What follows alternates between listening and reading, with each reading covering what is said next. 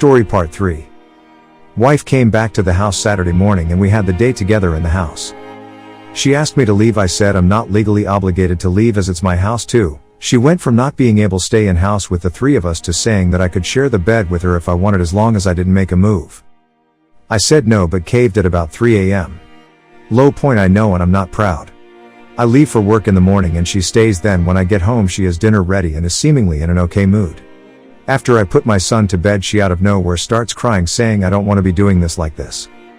Up until this point I had been making a real effort to gray rock and 180 but man it's hard when she is still my wife, so I bite and ask if she wants to talk. We have a good talk and I said maybe we should slow down and just think stuff through. We hugged for what seemed like forever and left to go to bed. In that time my sister-in-law let it slip that I had an appointment with a lawyer and she asked me twice. I denied and she lost her ducking mind. Packing up her stuff for a few days, and while she is giving me shit about lying I said you looked at houses today. Her reply was how the duck do you know that? I saw on our Google history for our shared email. I told her it's not fair to hold me to this level of honesty when she's been lying too. She just deflects it and puts it on me. She storms out and I snoop her watch again and I find she has been texting her cousins about a family lawyer. Telling AP that I work so at least she won't see me that much today. She also had been to his house and been smoking weed and making plans for him to go to her mom's while my son is there. She also drove home stoned like what the duck. Ducking hell man, the more I find out the more I think I don't even know her anymore. She shows the next morning and says it's over, any chance of reconciling is finished and it's my fault for my lies. She packed up what she wanted while my son was at school, packed up a bunch of his stuff and sends me a text saying he's living with her at grandma's.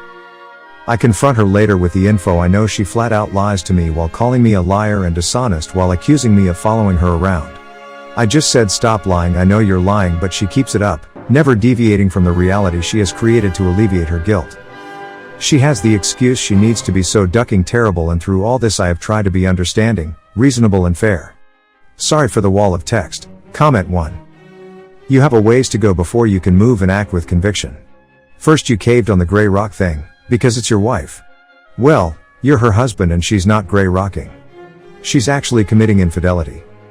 Do you think she's saying, I can't do this, it's my husband? Even if she is asking herself this, it hasn't curtailed her actions. When she lies about you, she's not saying, you know, I can't say that, it's my husband. Second, when you sought to hide the fact you had an appointment with a lawyer, you showed fear, and that's exactly where she wants you. She was mad at the fact that you had an appointment, not because she wants you but because she wants to be in control of you in the process. By it slipping out that you were talking to lawyers, it made her irate because it showed her you had the will to protect yourself and move on. Understand, she's banking on you still wanting her so that she can control you and her affair plans. Wake up, pal. No need to confront and all that stuff. You're only taking hits to your dignity.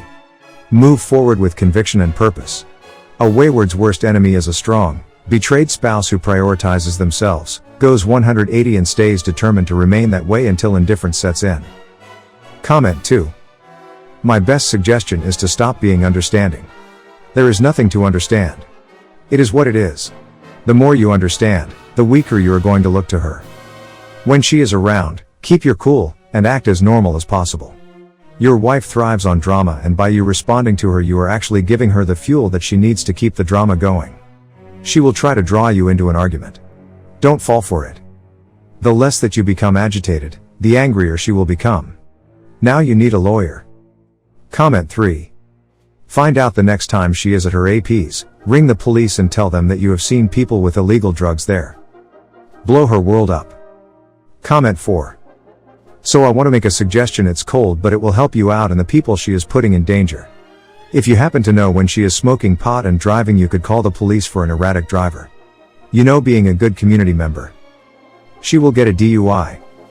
And you have proof of her being irresponsible when court and child custody come around. Make sure that you call anonymously because you don't want her retaliating. I would pull no punches, she did not when she crushed your heart. Comment 5. You gotta toughen up. You can't be sharing things with her family and friends, those days are over. You need a lawyer. You need to document all of her cheating, and especially things like taking away your kid, drug use, and driving while intoxicated. Prepare for the worst and hope for the best.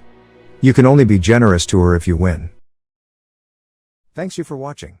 Everyday new movies. See you soon.